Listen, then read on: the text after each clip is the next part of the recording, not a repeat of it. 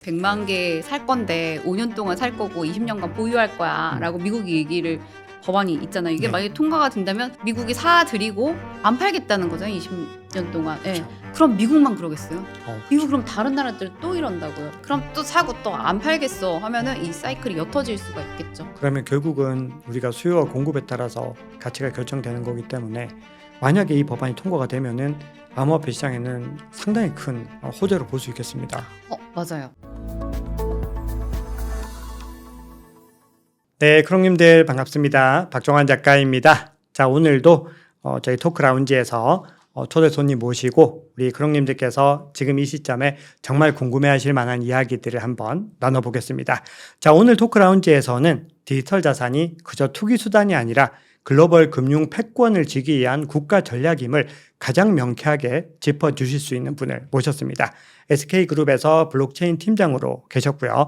쟁글 기업 사업 개발 부문 디렉터, 즉 이사를 거쳐서 넥슨과 SK플래닛 같은 대기업들의 웹3 전략을 자문해주고 계신 분입니다. 자, 그리고 최근에 이 스테이블 코인의 시대라고 하는 책을 출간하셔가지고 전체 스테이블 코인 책들 중에서 1위를 기록을 하셨습니다. 이선민 인하대학교 대학원 미래융합기술학과 교수님 모셨습니다. 교수님 안녕하세요. 네, 안녕하세요. 이선민입니다. 네, 저희 채널 방문해 주셔서 너무 감사합니다. 불러주셔서 감사합니다.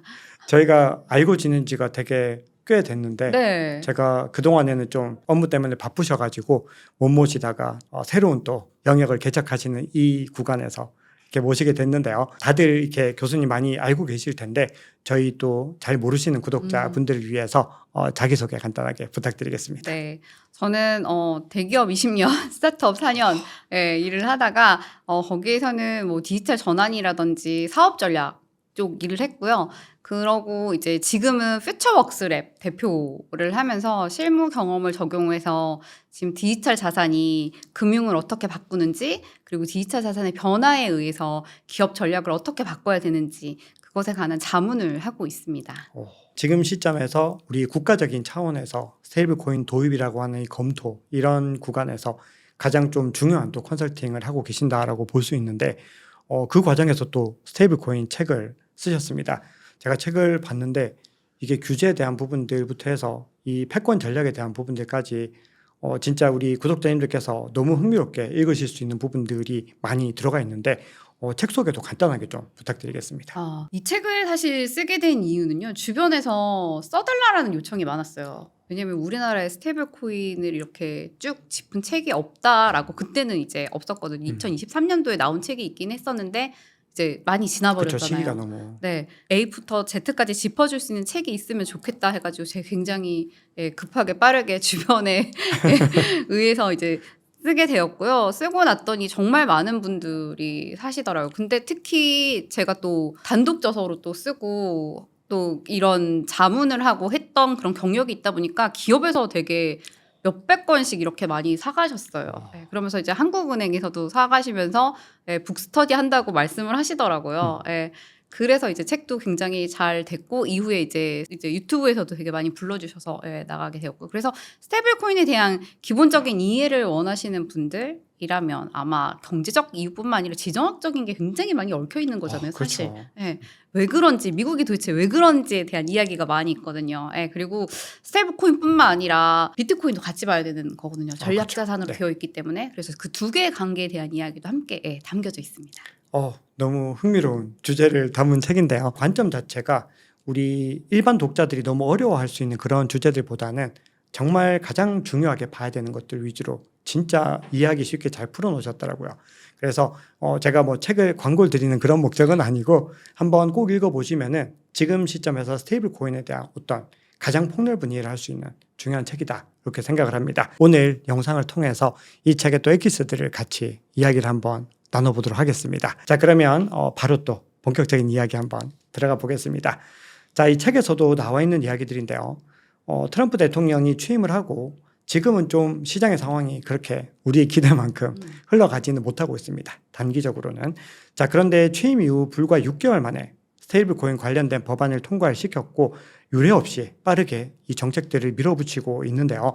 미국 정부가 이렇게까지 스테이블 코인 도입을 공격적으로 밀어붙이는 진짜 이유가 무엇일까요? 저는 이유를 사실 두 가지 프레임으로 보라는 얘기를 많이 하거든요. 네. 경제적 관점뿐만 아니라 지정학적 관점으로 봐야 된다라고 하는데 첫 번째 경제적 관점은 지금 미국이 빚이 많아요. 아시죠? 예, 38조 달러 정도 되고 이제 1년에 이자만 1조 달러씩 내고 있는데 이걸 어떻게 하는가. 근데 이제 미 국채가 굉장히 인기가 없어지고 있잖아요. 그렇죠. 우방국인 일본과 영국도 나도 힘들어하고 있고 중국은 또 굉장히 줄이고 있는 상황이고 하니까 안정적인 미 국채를 사줄 수요가 필요한데 알고 봤더니 스테이블 코인 발행사들이 이걸 사고 있었던 거예요. 네. 그동안에 계속해서 네. 매입을 해왔던 거죠. 맞아요. 그러다 보니까 스테이블 코인 발행사들만 묶어도 나라 순위로 봤을 때 한 17위 정도 되고 네. 뭐 테더는 우리나라랑 비슷한 규모로 네, 미 국채를 갖고 있는 정도가 되니까 미국이 본 거죠. 나의 국채를 안정적으로 받아줄 수요가 여기 있네. 라고 하면서 그래서 이 시장을 키우려고 하고 재무 이제 장관인 그 스콧 베센트는 아예 좀 공공연하게 2030년까지 2조 달러의 시장이 될 것 같아 라고 그렇죠. 하잖아요. 그거는 무슨 말이냐. 우리의 국채들을 받아줄 세력이 2조 달러야 라고 하는 얘기거든요. 예. 그래서 이렇게 안정적인 이걸 받아줄 세력이 있는 게 이게 경제적 관점의 이야기를 할 수가 있고 두 번째는 지정학적인 관점을 얘기를 하자면은 중국과 미국의 싸움이잖아요. 그렇죠. 모든 게 G2의 싸움입니다. AI도 그렇지만 네, 이 디지털 화폐 시장도 마찬가지거든요. 중국은 디지털 화폐 CBDC를 2014년부터 시작을 했어요. 네. 엄청 앞서 있잖아요. 네, 중국이 그렇게 파고드는데 미국은 가만히 있을 수 없죠. 네, 그렇기 때문에 미국이 저기는 그래 중앙은행에서 발행하는 화폐를 하지만 우리는 민간에서 발행하는 화폐로 하되 우리가 그냥 규제하는 걸로 해가지고 이거를 나가야겠다.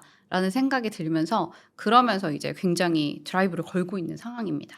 어떻게 보면 이 두 가지 관점들이 현재 시점까지는 일단 좀 합리적으로 우리가 받아들일 수 있는 그런 과정들로 지금 진행이 되고 있는데 그러면 우리가 여기서 좀 의구심을 가지는 분들도 좀 계시는 부분이 경제적인 관점에서 봤을 때 테더 같은 민간 스테이블 코인 발행사들이 미국 국채를 대거 매집하는 이 전략들이 미국의 새로운 국채 방어군으로서 장기적으로 계속 그 입지를 가져갈 수 있을지 그리고 그 과정에서 어떤 구체적인 메커니즘을 활용을 하는 걸까요? 그게 법으로 만들어 버렸어요. 아예 지니어스 액트법이라고 아까 말씀하셨던 트럼프 이제 대통령이 취임이 되고 나서 6개월 만에 법안이 통과되는 그런 게 있었는데 그게 바로 지니어스 액트거든요. 네. 거기에 뭐라고 적혀 있냐면 일단 스테이블 코인을 발행하기 위해서는 1달러를 어딘가에 금고에 넣어야 돼요. 그래야지 1 스테이블 코인이 발행이 되거든요. 그러면 그 1달러 가지고 무엇을 할 것이냐 할 때 원할 때 언제든지 내어줘야 되기 때문에 이걸 안전한 데 넣어놔라는 건데 그 안전한 데가 뭐냐 했을 때 달러예금, 미국채, MMF거든요. 그렇죠. 그러다 보니까 이 메커니즘에 의해서 USDT라든지 USDC라든지 달러 스테이블 코인을 발행을 할 때마다 미 국채를 자꾸 사게 되는 거예요. 왜냐면은 이자를 주니까. 네, 그래서 미 국채를 계속 가지게 됩니다. 그래서 이거를 지니어스 액트 법에는 뭐라고 해놨냐면 너네가 발행할 때 안전자산을 1대1로 갖고 있어야 돼. 미니멈. 그런데 뭘 갖고 있어라? 달러예금, MMF, 미국 국채. 그러다 보니까 미국 국채를 자꾸 사야 되는 메커니즘이고 이거는 법안이기 때문에 계속 갈 수밖에 없습니다. 그 얘기를 하거든요. 트럼프가 대통령이 아니고 그 임기가 끝나면 이거는 빽이 되는 게 아니냐. 법안이라 백이 안 될 거고 일단 2조 달러의 시장인데 그걸 어떻게 백을 하겠냐. 그렇죠. 가장 큰 임팩을 받는 게 미국일 거기 때문에 다시 백으로 돌아가기는 힘들 것 같다는 얘기들이 많이 있습니다. 만약에 이게 아직까지 법안으로 도장이 쾅쾅 찍히지 않았다고 하면은 정권이 바뀌거나 했을 때 다시 원점으로 돌릴 수 있는데 사실 지니어스 법이 통과될 때도 공화당과 민주당이 어떻게 보면 초당적으로 이건 반드시 해야 돼 라는 부분들에 대해서 서로 타협을 했기 때문에 정권이 트럼프에서 바뀌더라도 유지될 가능성들 그리고 앞으로 국채의 어떤 인기가 시들해지는 그 가운데서 계속해서 이 국채를 부양하기 위해서 미국에서 전략적으로 가져갈 가능성이 높은데 아직까지 지니어스 법안이 본격적인 시행은 되지 않았습니다. 그럼 이제 시행이 어떻게 되고 시행이 됐을 때 이제 지금과 또 확연하게 달라지는 어떤 움직임들이 있을까요? 시행이 이제 내년 1월로 사실 보고 있거든요. 내년 1월이 되면은 테더는 영향을 좀 받을 것 같아요. 왜냐면은 테더는 안전자산을 어떻게 구성하고 있냐면은 85%만 지니어스 액트에 말한 걸로 갖고 있어요. 아까 말했듯이 달러예금, MMF, 미 국채 이렇게 네 개잖아요. 그런데 나머지 15%는 금이라든지 회사채라든지 비트코인을 갖고 있거든요. 그럼 이거는 바꿔야 돼요. 그러면 어떻게 된다? 미 국채를 또 살 거다 테더가. 라고 결국은 얘기를 할 수가 있죠. 그렇게 되고 또 규제를 반드시 지켜야 되는 거죠. 모든 달러 스테이블 코인을 발행하는 회사들은 이 규제를 지켜야 돼요. 그렇기 때문에 퇴출이 되던가 안으로 들어오던가 하는 부분들이 있을 거고 근데 레귤레이션을 가장 잘 지키는 게 누구냐라고 했을 때 서클의 USDC다라고 했기 때문에 사람들은 이제 서클의 영향력이 좀 더 커질 것이다. 마켓쉐어를 더 많이 가져갈 거라고 이제 예측을 하고 있습니다. 그래서 최근에 서클이 입지를 굉장히 많이 좀 넓혀 나가는 것들이 또 눈에 띄게 확인이 되고 그리고 서클 대표님이 또 최근에 한국에 오셨죠. 방문하셔가지고 그러니까 저도 이제 초대를 받았는데 개인적인 사정이 있어가지고 참석은 하지 못했는데 그때 이제 USDC가 앞으로 어떻게 확장될지 사업에 대한 로드맵들을 굉장히 좀 많이 이야기를 하셨다라는 소식을 들었는데 자 그러면 우리가 이렇게 미국과 중국의 패권에 대한 부분들을 좀 더 추가적으로 얘기를 해봐야 되는데 지금 중국이 이미 2014년부터 디지털 위안화를 개발해서 국가 주도의 이 화폐 굴기를 이미 확고하게 가지고 가고 있고 어떻게 보면은 이게 1대1로라는 프로젝트랑 또 맞물리면서 굉장히 좀 확장을 많이 해온 상태입니다. 그런데 미국 같은 경우는 이제 민간 주도의 스테이블 코인으로 방향성을 확고하게 가지고 가는데 확연하게 다른 이 두 모델의 패권 전쟁이 향후에 좀 어떤 양상으로 흘러갈 거라고 보시나요? 일단은 지금 미국이 많이 장악을 하고 있잖아요. 네. 스테이블 코인 시장은 이미 뭐 USDC라든지 USDT 두 개만 해도 90% 전체 마켓쉐어를 가져가고 있는 상황이기 때문에 아마 소비자 민간 쪽은 어쩔 수 없이 그 달러 스테이블 코인 미국이 주도하는 쪽으로 많이 갈 것 같긴 해요. 계속해서 갈 가능성이 높은데 국가 주도의 스테이블 코인 을 생각을 한다면 중국이 위안화, 디지털 위안화 가지고 하고 있는데 지금 1대1로 말씀하셨잖아요. 네. 60개국에 이제 돈을 줘가면서 중국이 뭐 건설을 하라라고 하면서 돈을 주면서 중국 회사들을 같이 일을 하게 만들고 있는데 그러면서 결제망을 같이 깔아버리는 거예요. CIPS를 같이 깔아버리는 거예요. 네. 그렇게 되면 어떻게 된다? 국가 간의 결제는 디지털 위안화가 많이 될 수도 있겠다는 생각이 드는 거예요. 네. 왜냐면은 동남아시아라든지, 그쵸. 예. 근데 아프리카 쪽은 아예 중국이 그쪽으로 아예 1대1로 정책을 피면서 파고들고 있거든요. 예. 저는 그 아프리카에 있는 친구가 있어요. 한국인인데 왔다 갔다 하는 친구가 있거든요. 그 친구가 저한테 작년에 해준 얘기가 재작년에 해준 얘기는 누나 아프리카는 USDT로 원두 거래해. 작년에 저한테 했던 얘기는 중국이 아프리카한테 원두 위안화로 결제할래? 라고 오퍼를 하고 있다라고 얘기를 하더라고요. 리워드를 줄게 하면서 그런 얘기를 하고 있다고 하더라고요. 그래서 미국은 어차피 어떻게 보면은 민간은 조금 처음에 썼던 거를 그대로 쓰는 경향이 있잖아요. 네, 그렇기 때문에 그렇죠. 민간 쪽은 그쪽 이제 USDT라든지 달러 스테이블 코인들이 많이 가겠지만 국가 간의 결제는 중국이 이런 정책을 피기 때문에 중국 쪽으로 좀 갈 가능성도 있지 않을까라는 생각이 듭니다. 중국에 대한 전략들을 우리가 활용할 수 있는 매체들을 중심으로 해서 봤을 때는 뭔가 미국이 훨씬 더 패권을 확고하게 가져가고 있고 이 화폐 전쟁에서도 미국이 압도적인 점유율이다 이런 관점들을 좀 많이 좀 받아들이고 있는데 교수님 말씀 들었을 때는 중국도 이 국가 단위에 본인들이 직접 개입을 해서 강하게 밀어붙이는 이 드라이브들이 새로운 어떤 방향성을 만들어낼 수 있겠다는 생각이 듭니다. 저는 이제 작년에랑 올해 중국을 좀 여러 번 왔다 갔다 했거든요. 그래서 네. 중국도 가고 상하이도 가고 선전도 가고 하면서 중국의 변화된 모습을 직접 눈으로 보니까 놀랍더라고요. 네. 딥식 나왔을 때 우리 다 놀랬잖아요. 와우. 그렇죠. 다 놀랬죠. 네. 이 정도까지인가? 네. 다들. 네.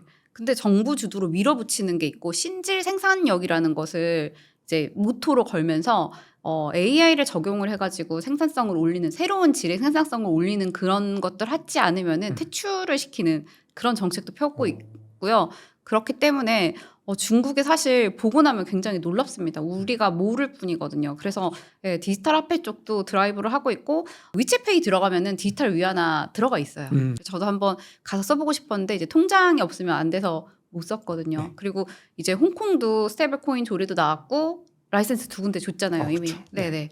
그러면서 이제 생각보다 여기도 되게 빠르게 치고 나가는 그런 모습을 보이고 있습니다. 비트코인 관점으로 한번 좀 생각을 해봤을 때 원래 2021년도 이전까지만 해도 사실 이 시장에서 중국의 영향력이 지대했는데 지금은 뭐 사실상 중국의 영향력이 너무 많이 줄어든 상황에서 미국이 입지들을 다 좀 가져가고 있는 상황인데 앞으로 이 비트코인에 대한 중국의 이 방향성은 계속 유지될 거라고 보시나요? 아니면은 서서히 균열이 만들어질 거라고 보시나요? 중국은 일단 통제를 하잖아요. 예, 비트코인이 있으면 통제가 어려워질 수가 있기 때문에 예, 본토는 막지 않을까라는 생각이 들거든요. 제가 이제 최근에 들었던 얘기 중에 중국에 있는 부자들이 비트코인으로 돈을 뺀다라는 얘기를 하길래 제가 이걸 어떻게? 라고 한번 물어봤었어요. 거기 이제 계신 분한테. 그랬더니 홍콩의 비트코인 ETF는 인카인드 방식이다라고 얘기를 하더라고요. 그래서 현금으로 넣잖아요. 비트코인 ETF 사잖아요. 그다음에 나중에 ETF 갖고 있다가 팔 때 비트코인으로 받을 수가 있대요. 그래서 그런 얘기를 하나? 라는 생각은 들었지만 그렇게 정상적으로 티나게 하면은 절대 돈을 빼지 못할 거다는 그렇죠. 얘기는 하더라고요. 그럼 결국은 지금 현재 기조들을 가지고서 국가 주도의 사업들을 계속해서 해나갈 가능성이 더 높다. 이렇게 교수님도 보고 계십니다. 자, 그러면은 조금 더 이 지정학적인 갈등을 약간 더 넓혀서 브릭스의 상황들까지 한번 살펴보겠습니다. 자, 러시아와 중국 같은 이 국가들, 브릭스 국가들이 디지털 위안화로 석유 결제를 하는 이 탈달러 움직임이 좀 나타나고 있는데요. 과연 이 미국의 스테이블코인 확산 전략이 이들의 탈달러 시도를 성공적으로 방어할 수 있을 거라고 보시나요? 러시아가 원래 그 석유를 달러 결제를 2022년도만 해도 50% 넘게 하고 있었는데 2025년도에는 5%로 내려왔어요. 왜냐면은 러우 전쟁 때문에 이제 막은 거죠. 미국이 스위프트에 러시아 태우지 마. 그러면서 이제 위안화 결제로 확 넘어갔거든요. 러시아가. 예. 그런 모습을 보이고는 있지만 러시아 사람들은 정부가 아니고 러시아 사람들은 또 USDT를 가지고 있습니다. 근데 새로 사는 거는 이제 법으로 금지가 돼가지고 어렵긴 하거든요. 예. 그래서 마찬가지로 브릭스도 그런 이제 엠브리지나 이런 테스트들을 막 하면서 디지털 위안화에 대한 것들은 하겠지만 국가간은 그렇지만 또 일반 소비자는 선호하는 게 그게 아니고 예, USDT라든지 달러일 수도 있다라는 생각이 들고요. 결국에는 브릭스 국가든 신흥 국가든 중요한 거는 뭐 달러 스테이블 코인을 쓰느냐 안 쓰느냐는 본인들이 그 나라의 자국 통화를 방어를 할 수 있는가, 너가 이 가치를 지키고 있는가 이게 더 중요한 것 같아요. 맞습니다. 자, 그러면 또 약간은 다른 범주의 질문인데 또 시장에서는 미국의 영향력이 이렇게 많이 커지다 보니까 비트코인은 탈중앙화된 자산인데 미국 국채에 엮여서 되겠는가 또 이런 의견을 내시는 분들도 계시는데 그 관점 어떻게 보시나요? 저는 그런 안전한 뭔가에 엮이지 않으면은 데스 스파이럴이 일어나면 그거는 더 큰 문제라고 사실 생각을 하거든요. 예. 그렇기 때문에 뭔가의 안전자산에 묶이는 건 맞는데 달러 스테이블 코인이기 때문에 영향력을 크게 넓히기 때문에 그냥 미국에 지금은 어쩔 수 없이 되어 있는 거고 그만큼의 마켓시어를 달러 스테이블 코인이 아닌 다른 애가 가져간다면 그건 충분히 바꿀 수 있는 문제라고 보고 있습니다. 비트코인을 미국이 전략적인 자산으로 비축하겠다 이런 이야기들에 대한 또 기대감이 굉장히 시장에서 높고 어떻게 보면 투자자 관점에서는 좀 많이 바라는 바일 수 있는데 여기에 대해서도 또 반론을 제기하는 목소리들 트럼프 대통령의 목소리에 자산의 가치가 흔들려서 되겠는가 또 이런 얘기 하시는 분들도 있는데 그 관점은 어떻게 보시나요? 근데 트럼프 대통령의 목소리에 이 비트코인만 흔들리는 게 아니고요. 너무 예리하세요. 네, 전체가 흔들리고 있습니다. 네. 아시지 않습니까? 네. 맞습니다. 어떻게 보면은 그런 지정학적인 갈등이라든지 그런 어떤 규제적인 이슈나 이런 여러 가지를 완전히 벗어난 뭐 정말 우주에 존재하는 자산이 아닌 이상은 결국은 그런 영향을 받을 수밖에 없다. 하지만 그럼에도 비트코인은 굉장히 좀 잘 해내고 있다라고 봐야 될까요? 네. 저는 생각보다 자기대로 가고 있다. 왜냐면은 그 반감기 지나면서 올릴 때 올라가고 내릴 때 내렸거든요. 제가 봤을 때. 그런데 이게 기관이 들어오기 시작했잖아요. 그래서 오른 게 덜 오르고 내려갈 게 덜 내려간 느낌은 있어요. 변동성은 지금 기관 물량이 있기 때문에 막 던지지 않잖아요. 이분들은. 그렇기 때문에 이 변동폭은 지금 점점 줄어들고 있는 모습은 있지만 자기의 역할은 그냥 하고 있다라고 보이고 있습니다. 자, 그러면 우리가 지금 시즌을 한번 봤을 때 비트코인 가격이 가격 방어를 과거보다 굉장히 좀 잘하고 있고 시장에서는 과거와 좀 달라졌다. 확실히 기관이 들어오면서 뭔가 사이클이 달라진 것 같다. 이런 이야기들도 많이 나오고 있는데 일단 상당히 유의미한 수준으로 조정을 받긴 했습니다. 사실. 그럼에도 또 온체인 시그널 상으로 봤을 때는 과거와 같은 바닥 시그널까지는 또 나오지 않고 있는 상황인데 사이클 관점 과거와 좀 달라졌다는 부분들 교수님 어떻게 보고 계신가요?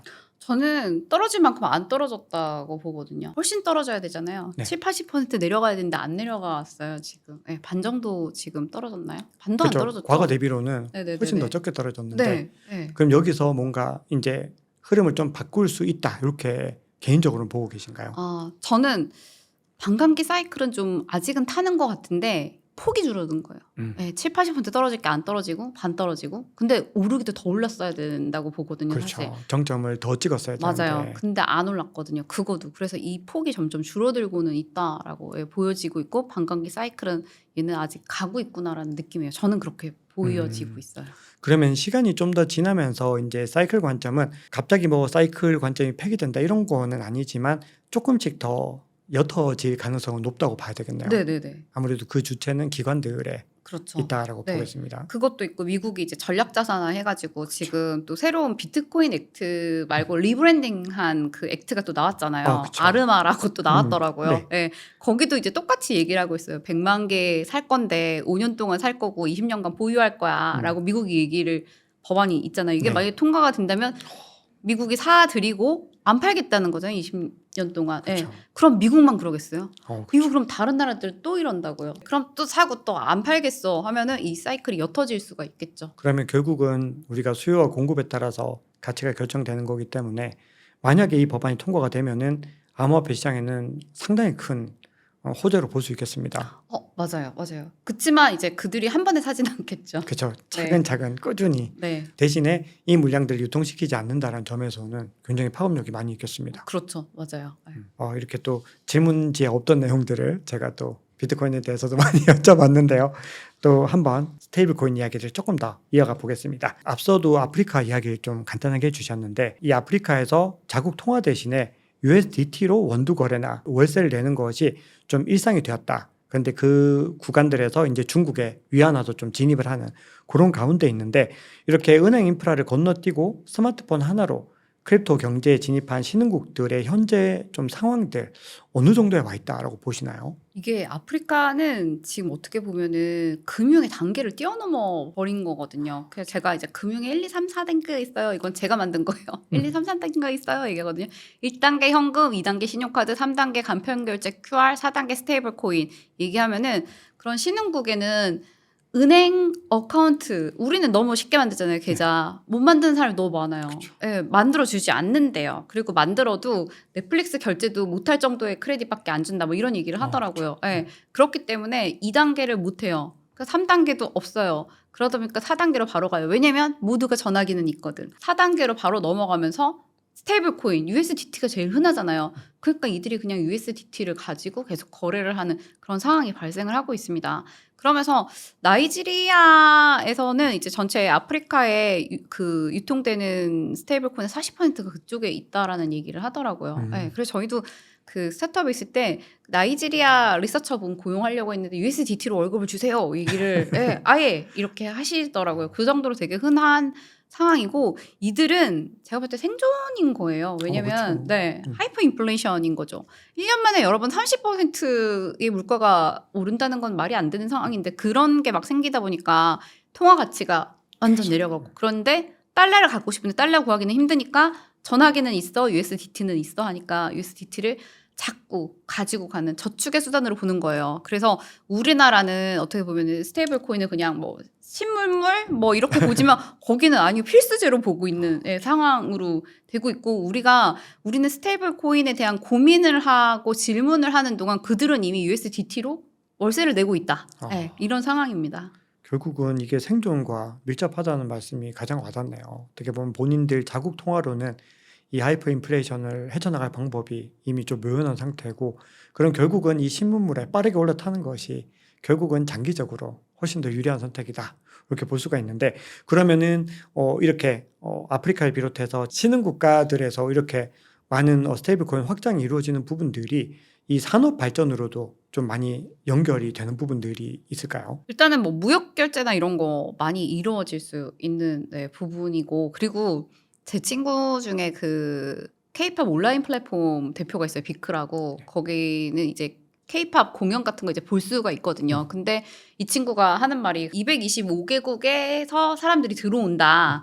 근데 유료 결제가 100개국이 좀 넘는다라는 얘기를 하더라고요. 그래서 제가 그 얘기했어요. 거기 아프리카일 가능성이 되게 높다.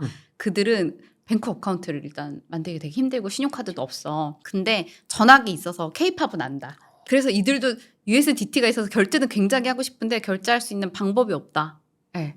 그렇기 때문에 만약에 스테이블 코인 받을 수 있는 어드레스를 기업이 갖게 된다면 이 회사는 더 많은 유료 결제가 발생을 하는 거예요. 이런 식으로 생겨날 수가 있는 거거든요. 그런데 우리나라가 아직 그 기업들의 어드레스를 주지 않고 있는 그렇죠. 상황이잖아요. 네, 그렇기 그렇죠. 때문에 아직은 하지는 못하는 상황이라서 그게 올해는 될 거다라는 얘기는 있어요. 비영리 단체도 회사도 줄 수 있다. 어드레스를. 그렇게 된다면 이제 이 친구는 바로 붙일 용의가 있다는 얘기를 하더라고요. 굉장히 흥미로운 얘기인데 그 얘기들도 뒤에서 조금 더 한번 나눠보면 좋을 것 같습니다. 자, 그러면 우리 또 구독자님들께서 관심 가지실 만한 이야기 중에서 우리 비트코인 액트 부분을 조금 더 얘기를 해보고 싶은데 미국이 100만 개 비트코인을 비축하겠다. 물론 아직은 법안이고 통과되기까지는 굉장히 또 많은 진통들이 예상이 되는 상황인데 만약에 미국 입장에서 비트코인을 비축하는 이 전략과 스테이블 코인을 확산시키는 전략이 서로 두 가지가 좀 맞물려서 시너지를 만들어낼 수 있을까요? 비트코인은 가치 저장의 수단이거든요. 그래서 제가 비트코인이랑 스테이블 코인은 다르게 보셔야 돼요. 얘기하거든요.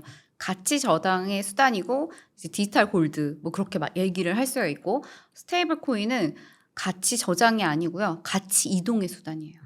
이동의 수단이고 이제 디지털 달러다 이렇게 보라고 하거든요. 어떻게 보면은 19세기에 영국도 금본위제 하면서 가치 저장 있었고 그다음 파운드를 돌리면서 가치를 움직이는 그런 것들이 있었잖아요. 저는 그 전략의 디지털 버전이 이거네라는 생각이 들거든요. 그렇게 하면서 이제 비트코인 가지고 앵커링을 하고 그다음에 가치를 이동시키는 거는 계속 디지털 달러, 스테이블 코인을 쓰면서 이제 침투를 해나가는 그런 전략 하면서 두 개에 맞물려서 잘 가고 있다. 참 똑똑하구나 이 생각이 들었어요. 그러게요. 우리가 또 이렇게 내막을 들여다보면은 이렇게까지 또 준비를 하는구나. 뭔가 좀 확실히 좀 다르구나라는 생각들을 하게 됩니다. 자, 그러면은 1부 마지막 질문으로 지니어스 액트 관련해가지고 미카와의 어떤 관계성도 좀 살펴볼 텐데요. 유럽에서 가장 먼저 이 암호화폐에 대한 전체적인 규제안을 먼저 내놨는데 지금은 미국이 규제 관련된 이슈들을 상당히 선점하고 주도를 하고 있는데 향후에 이 글로벌 스테이블 코인 규제의 확고한 표준이 지니어스 액트가 될 수 있다고 보시나요? 저는 지니어스 액트로 이미 됐다고 보고 있어요. 이미 되었다. 왜냐하면은 이런 채택도 결국엔 시장에 의해서 채택이 된다라고 그렇죠. 보고 있어요. 근데 이미 달러 스테이블 코인이 정말 90% 넘게 장악을 하고 있는 상황이고 그럼 이 시장은 달러 스테이블 코인이기 때문에 지니어스 액트를 따를 수밖에 없는 상황이고 하기 때문에 지니어스 액트를 보고 있는 거예요, 모두가. 그리고 지니어스 액트가 통과되고 나서 우리나라도 이제 여러 국회의원 분들이 스테이블 코인 관련 법안이라고 안을 내신 거를 제가 다 봤을 때 이거 지니어스 액트네? 얘도 지니어스 액트네? 지니어스 액트를 참조를 굉장히 많이 하셨고 이제 홍콩 스테이블 코인 조례도 그 뒤에 나오긴 했지만 봤을 때 지니어스 액트랑 비슷한 부분이 존재를 했었고요. 이제 일본 같은 경우도 조금 지니어스 액트 쪽으로 약간 변경을 하는 모습도 보이는 것도 있고 하거든요. 그래서 미카가 먼저 나오긴 했지만 안 됐던 이유는 있어요. 시장이 크지 않았기 때문이거든요.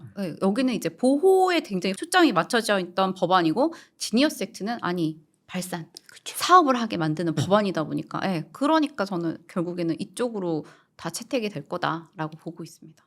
그러네요. 우리나라에서도 입법을 할 때 법안 만들 때는 지니어스 액트를 기본적으로 먼저 고려할 수밖에 없겠다라는 생각이 들고 또 어떻게 보면은 미국이 전 세계 금융에 또 어떻게 보면 표준의 역할들도 하고 있기 때문에 이게 디지털로 확장이 되는 가운데 있다면은 결국은 시간이 지날수록 이 지니어스 액트가 표준이 되면서 스테이블 코인 산업은 계속해서 확장할 가능성이 더 월등하게 높다 이렇게 봐야 되겠습니다. 자, 그럼 이렇게 1부 마무리를 하고요. 2부에서 또 뵙도록 하겠습니다.